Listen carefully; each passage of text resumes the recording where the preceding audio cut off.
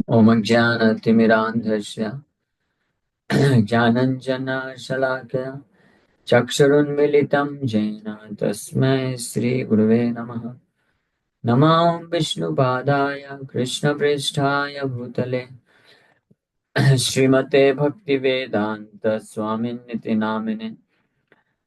नमस्ते सारस्वते देवे गौरवाणी प्रचारिणे निर्विशेष शून्यवादी पाश्चात्य देश तारिणे। नमो महावदन्याय कृष्णप्रेमप्रदायते कृष्णाय कृष्णचैतन्य नामने गौरतुसे नमः। जय श्री कृष्ण चैतन्य प्रभु नित्यानंद श्री अद्वैत गदाधर शिवासादि गौर भक्त वृंदा। हरे कृष्णा कृष्णा कृष्णा हरे हरे, हरे राम राम राम हरे हरे। हरे कृष्णा। सब श्री भक्तों का हार्दिक स्वागत है आज के गौर कथा में। श्री चैतन्य भागवत से हम लोग श्री चैतन्य महाप्रभु की कथा का चर्चा कर रहे हैं। तो इसके पहला इस आदि खंड पहले खंड आदि खंड में तो पहले अध्याय में हम लोग हैं। और श्री चैतन्य महाप्रभु की सभी लीलाओं को संक्षिप्त रूप में वर्णन किया जा रहा है। तो अभी तक वर्णन किए मध्य खंड की लीलाओं का वर्णन किया जा रहा है। मध्य खंडे सर्वजीव उद्धार कारुणे संन्यास करिते प्रभु करी लगा मन। मध्य खंड के आखिरी में जाकर के पाएंगे श्री चैतन्य महाप्रभु सभी जीवात्माओं के उद्धार के लिए संन्यास ग्रहण करते हैं। कीर्तन करिया आदि अवधि संन्यास एई हईते कही मध्य खंडेर विलास। The pastimes of the Madhya Khanda begin with the Lord's Kirtan and end with his acceptance of sannyas.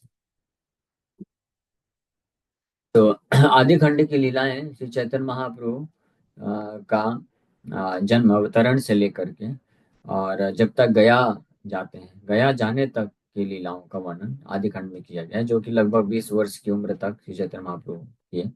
इसमें भगवान गौरांग महाप्रभु की जो है चाइल्डहुड पास टाइम्स लीला है, नटखट बाल्य लीलाएं का वर्णन है। और साथ में फिर जब पढ़ाई करने जाते हैं तो निमाई पंडित के रूप में पांडित प्रकाश की लीला का वर्णन है। और उसके पश्चात फिर फाइनली उनके पिता का जब देहांत हो जाता है तो पिता के लिए श्राद्ध करने गया जाते हैं, और गया में जब उनको उनके आध्यात्मिक गुरु से दीक्षा प्राप्त होती है तो वहां तक की लीलाएं आदि खंड में है। फिर जब गया से लौट के आते हैं सो वो निमाई पंडित अब निमाई वैष्णव बन जाते हैं, तो कीर्तन प्रारंभ करते हैं। तो वहां से प्रारंभ होकर के फाइनली जब इस कीर्तन को पूरे विश्व को देने का विचार करते हैं महाप्रभु, तो उसके लिए संन्यास लेते हैं।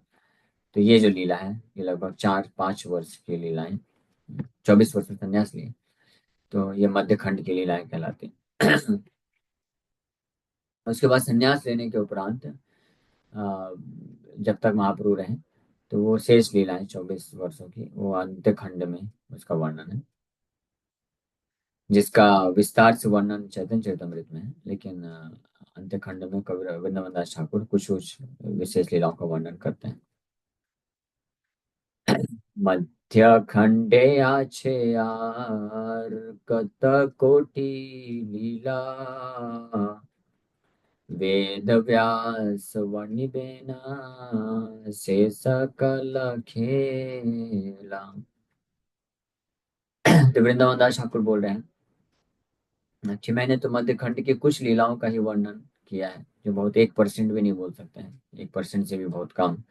There are millions of other pastimes in the Madhya Khanda. करोड़ों कोटि कत कोटि कितने करोड़ों लीलाएं हैं मध्य खंड में भगवान की, जिसको पूरी तरह से मैं तो वर्णन नहीं कर सकता हूँ। That will be describe in the future by Shila Vyasdev.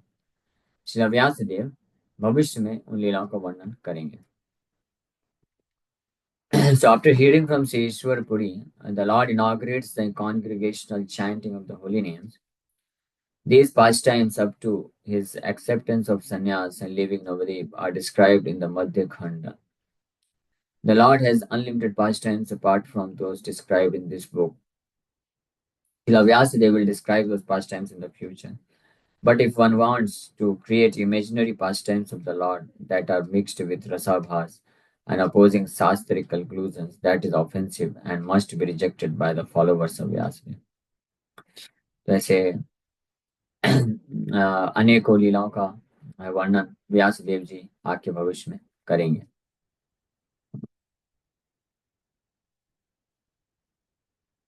शेष खंडे विश्वम्भर करिला संन्यास श्री कृष्ण चैतन्य नामा तबे प्रकाश. So in the Antakhanda, after Vishwambar takes sannyas, he becomes known as Sri Krishna Chaitanya. अंत्यखंड में भगवान विश्वम्भर संन्यास लेने के बाद उनका नाम हो जाता है Shri Krishna Chaitanya Mahaprabhu. Sannyas means to give up absorption is in material enjoyment. His divine grace Srila Bhaktivedanta Prabhupada इस तात्पर्य को लिख रहे हैं.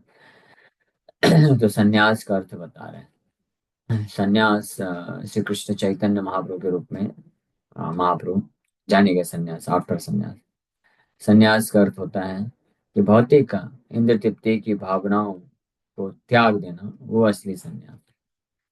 केवल ड्रेस चेंज करना संन्यास नहीं होता. Endeavoring for material enjoyment or artificial endeavor for renunciation is known as karma sannyas or jnana sannyas.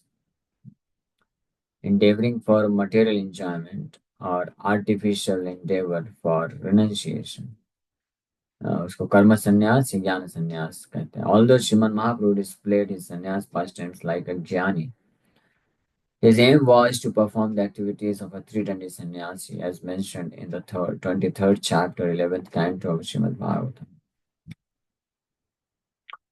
Aham tarishyami durantaparam tamo mukundangai sevaiva. जो अवंतीपुर के ब्राह्मण में ये श्लोक बोलते हैं. तो that is the stage of संन्यास, जो कि 11वें स्कंद के 23वें अध्याय में वर्णन. The Lord often chanted the verse Etam Sasthaya, spoken by Avanti Mandi में. श्री चैतन्य महाप्रभु या जो है इसको रिकमेंड करते हैं. Those who are willing to take संन्यास. संन्यास का मतलब क्या है? संन्यास मतलब जस्ट आउटर ड्रेस नहीं. संन्यास का अर्थ है, संन्यास का अर्थ है to give up the mentality of material sense gratification, भौतिक एंजॉयमेंट की मेंटालिटी को त्याग देना. एताम स आस्थाया, एताम स आस्थाया. 11वें स्कंद के 23 अध्याय के 57 श्लोक. तो महाप्रभु इसको बारंबार स्मरण करते थे, याद करते थे, रिपीट करते थे संन्यास धर्म को जानने बार बार याद दिलाने के लिए. एताम सास्थाय परात्मनिष्ठाम अध्यासिताम पूर्वतमैर महर्षिभिः अहम तरिष्यामि दुरंत पारम तमो मुकुंदांग्रिय निश्चेवयैवा. तो ये असली जो सन्यासी होते हैं वो इस प्रकार से भाव रखते हैं. I shall cross over the insurmountable ocean of nescience by being firmly fixed in the service of the lotus feet of Krishna. This was approved by the previous acharyas who were fixed in firm devotion to the Lord Paramatma, the Supreme Personality of God. ये दृढ़ निश्चय होना कि मैं भगवान श्री कृष्ण के चरण कमलों की सेवा में पूरी तरह से एक निष्ठ हो जाऊंगा, उनकी सेवा के लिए एक निष्ठ हो जाऊंगा और इस प्रकार से इस भौतिक बंधन को त्याग त्याग कर दूंगा. तो इसको बोलते हैं द स्टेज ऑफ संन्यास. दैट इज एक्चुअल संन्यास. हम आपको अपने संन्यास लेकर के इस बात को स्थापित किए, आदर्श उदाहरण प्रस्तुत किए. Shri Chaitanya Mahaprabhu often he chanted this verse, Avanti mendicant ब्राह्मण के द्वारा जो बोला गया. So this is the evidence of Lord's service to Mukunda in the guise of a sannyasi. The Lord, who is the supreme teacher of the living entities, did not at all accept the philosophy of ahangrahopasana, which results in becoming one with the Lord. So जो मायावादी या ज्ञानी सन्यासी होते हैं, वो लोग generally अहम ग्राहोपासना करते हैं, यानी they become one with the Lord. वो सोचते हैं कि संन्यास लेने के बाद हम as good as Narayan, Narayan के समान बन चुके हैं. और इस प्रकार से वो जो है वास्तविक जो भाव है संन्यास का उसको नहीं धारण करते हैं कि कृष्ण के मुकुंद के चरण कमलों का सेवा करें. The Sikha and Brahma thread are seen in the external appearance of a three-dandi sannyasi. Even today, this Sikha is called Chaitanya Sikha. The sannyasis who keep a Sikha are more dear devotees to Sri Chaitanya Dev than those who do not keep a Sikha. एक दूसरा difference बताया गया है. वैष्णव सन्यासी हमेशा सिखा रखते हैं और जनेऊ भी पहनते हैं, ब्राह्मण थ्रेड को भी नहीं त्यागते हैं. लेकिन जो मायावादी या ज्ञानी सन्यासी होते हैं मायावाद धारा शंकराचार्य के संप्रदाय में, तो वो लोग शिखा हटा देते हैं और जनेऊ भी हटा देते हैं. लेकिन ऐसे सन्यासी, वैष्णव सन्यासी जो शिखा धारण करते हैं, शिला प्रभुपाद जी लिख रहे हैं कि वो श्री चैतन्य देव को अत्यंत प्रिय होते हैं. The devotee sannyasis give up activities that are unfavorable in the execution of devotional service. They reject Falgu Vairagya and accept Yukta Vairagya as stated in the Bhakti Samrita. Anasaktasya Vishayan Yatharam Upayunjata Nirabandha Krishna Sambandhe Yuktam Vairagyam Uchyate. वहीं दूसरी ओर प्रापंचिकतया बुद्ध्या हरि संबंधी वस्तुना मुमुक्षु भी परित्यागो वैराग्यम फल्गु कथयते.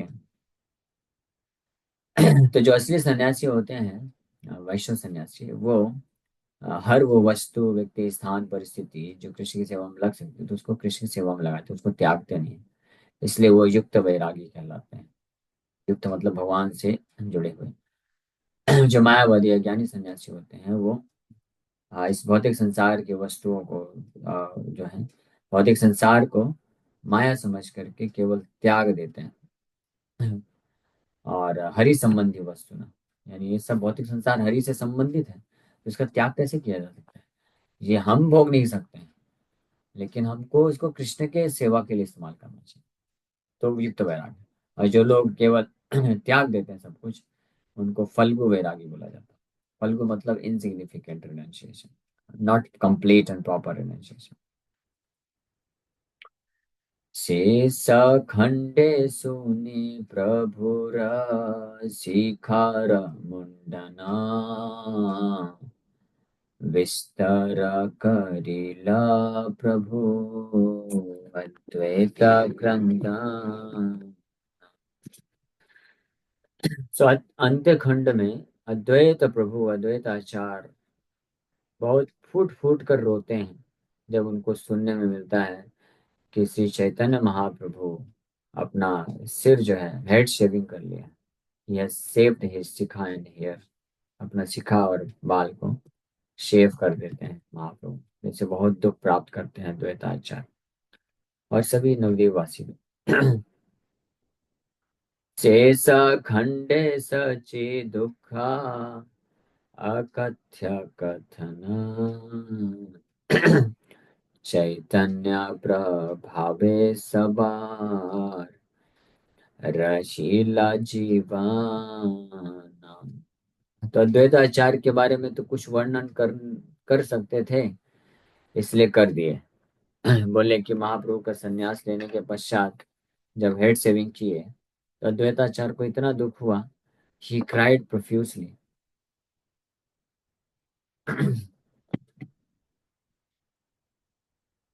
कि महाप्रभु अद्वैताचार्य फूट फूट कर रोने लग गए. लेकिन जब सची माता की बात आई तो वृंदावन दास ठाकुर बोल रहे हैं कि अकथ्य कथन है, मैं डिस्क्राइब ही नहीं कर सकता हूँ. सच्ची माता का जो शोक है, लेमेंटेशन है, इट इज इनडिस्क्राइबेबल. ये वर्णन करने योग्य नहीं है. किया नहीं जा सकता है।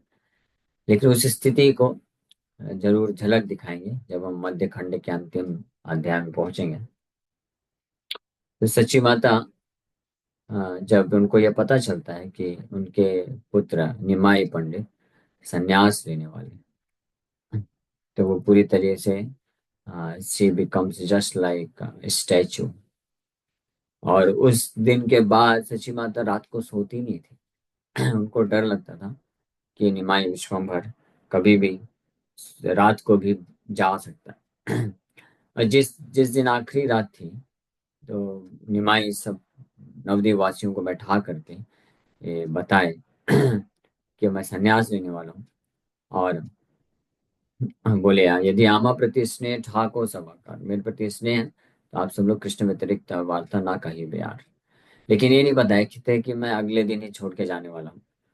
तो और माता को भी खुद नहीं बताए थे, लेकिन माता को पता चल गया था नित्यानंद प्रभु के थ्रू, यानी किसी वैष्णव के थ्रू। तो माता जो है पूरी रात सोई नहीं। रात को सोने गए, निमाई पंडित सो गए और वो तुरंत उठ गए कुछ समय बाद, आधी रात को। उनको ये था कि माँ के सामने मैं छोड़ के नहीं जा पाऊंगा।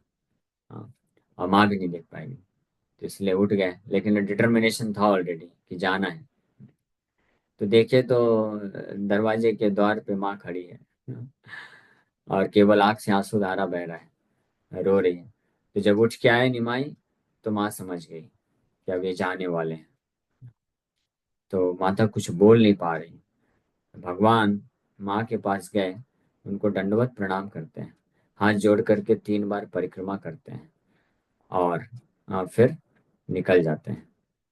और सची माता, अद्वैत आचार्य का तो स्थिति ऐसा था कि वो तो रो सकते थे।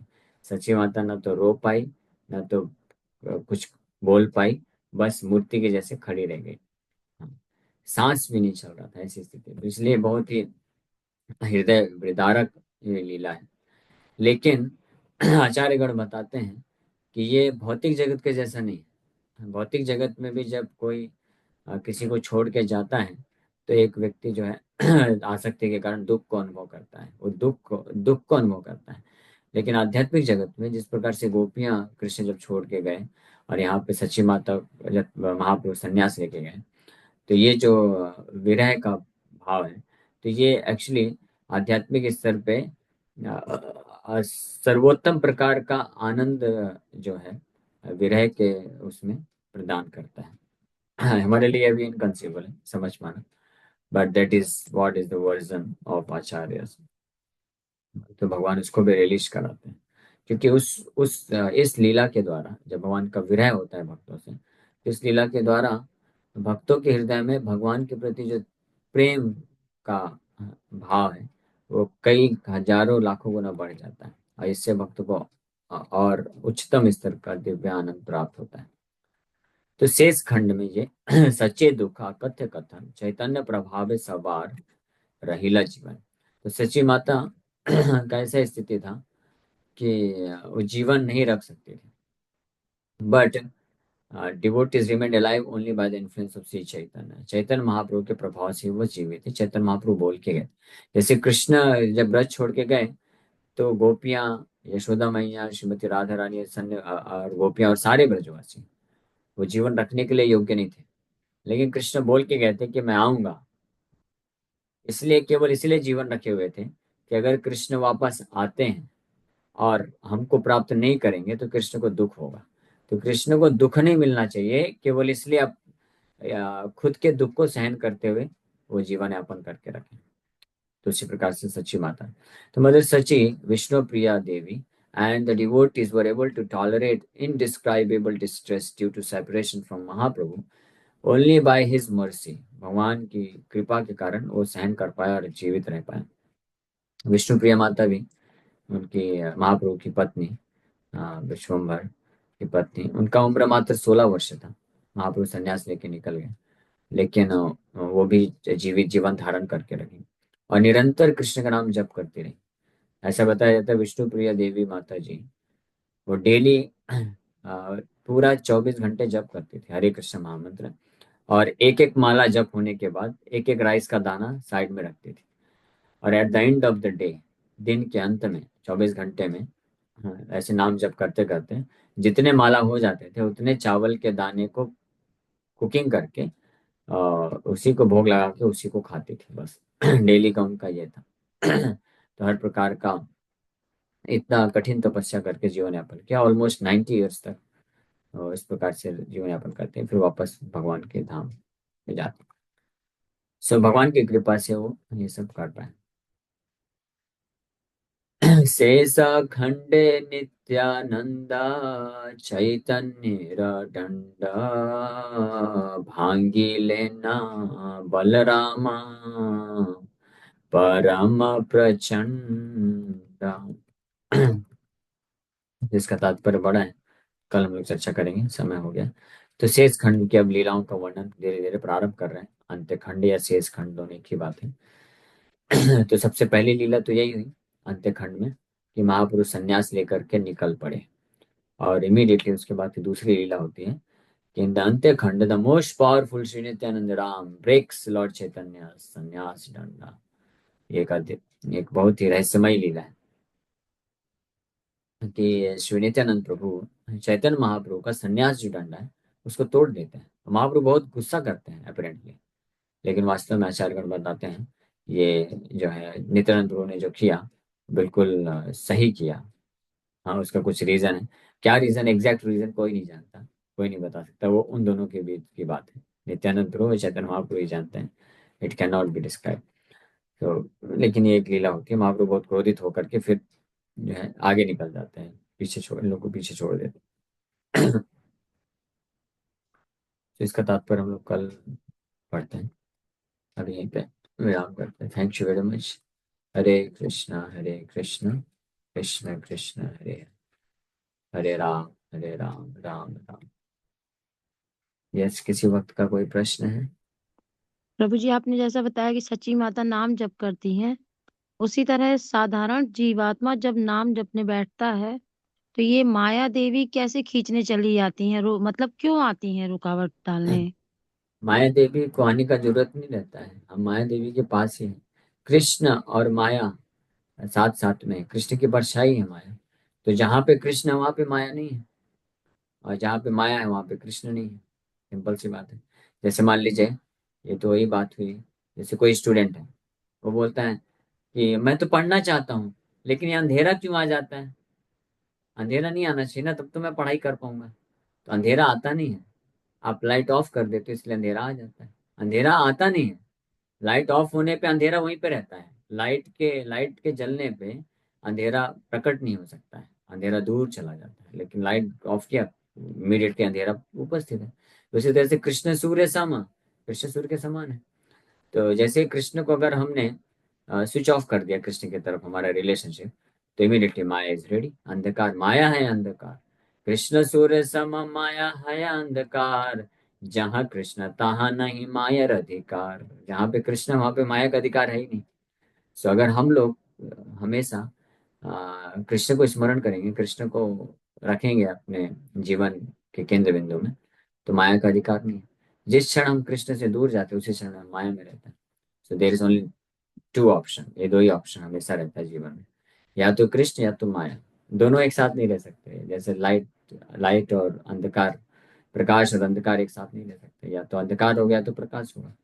तो अगर आप हमेशा अपने आप को प्रकाश के संपर्क में रखेंगे तो कभी अंधकार को देखने का मौका नहीं मिलेगा। हमेशा कृष्ण के संपर्क में रखिए, माया का प्रभाव नहीं पड़ेगा। मुझे अचानक से अगर कोई लड़की आ जाती है और कहती है कि मुझसे फ्रेंडशिप करो और ये निभाना है हमेशा पूरे टाइम ऑल टाइम, और फिर भौतिक जगत की बातें करती है। तो फ्रेंडशिप आप कर लीजिए और उसको बोलिए कि real friendship means that you we both of us we become friend of Krishna. हाँ, उनको बोलिए कि असली फ्रेंडशिप मित्रता है कि हम दोनों मिलकर के पहचाने कि कृष्ण हमारे असली मित्र हैं, बंधु हैं। सूर्यदम सर्वभूता नाम आज गीता क्लास में चर्चा की। तो उनको ये समझाइए और फिर तो बोलिए कि आप भी कृष्ण से मित्रता करो, मैं भी करते हैं, और हम दोनों मिल करके बैठ के भक्ति करेंगे। अगर उसको स्वीकार करने को तैयार है तो ठीक है, नहीं तो फिर हरे कृष्णा। सिंपल सी बात है। यानी हरे कृष्णा मतलब फिर उनसे उतना ही संपर्क रखिए जितना भौतिक जीवन के लिए जरूरत है। बैठ के प्रजल्प करने का मतलब नहीं, प्रजल्प करना मतलब कृष्ण को हमने दूर कर दिया तो माया तो आ ही जाएगी वहीं पे। ठीक है। स्थिति व्यक्ति परिस्थिति आपने हरे बताया कृष्ण। था। राधिका देवी, मर्यादा की रख रही है, ये एक भागवत कथा चल रही है, तो प्लीज, है ना। जी। हरे कृष्ण, हरे कृष्ण, कृष्ण।